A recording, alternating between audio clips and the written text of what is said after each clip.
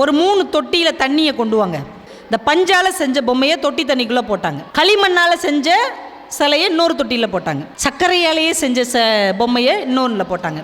ஒரு 5 நிமிஷம் கழித்து பார்த்தாங்க, இந்த பஞ்சு பொம்மை இருக்குல்ல, அது தன்னை சுற்றி இருந்த எல்லா தண்ணியும் உறிஞ்சிக்கிட்டு அது மட்டும் பொஃப்னு பெருசாகிடுச்சு. அடுத்து களிமண்ணால் செஞ்ச பொம்மை இருக்கு இல்லையா, தானும் கரைஞ்சி அந்த மண்ணையும் சேறு சகதியாக ஆயிடுச்சு. சர்க்கரையால் செஞ்ச பொம்மை இருக்குல்ல, அது தானும் கரைஞ்சி அந்த தண்ணீரையும் சர்க்கரையாக மாற்றிவிட்டது. எல்லா பொருளும் எனக்கு மட்டும்தான் சொந்தம், எனக்கு கிடைத்தது யாருக்கும் கிடைக்கக்கூடாது என்று நினைக்கக்கூடிய சுயநலம் நிறைந்த பஞ்சு பொம்மை போன்ற மனிதர்கள் ஒரு புறம், களிமண் மாதிரி தானும் கெட்டு இந்த சமூகத்தையும் கெட்டு எல்லாரையும் உருப்பட விடாமல் ஆக்குகிற களிமண் மாதிரியான மனிதர்கள் ஒரு குணம்.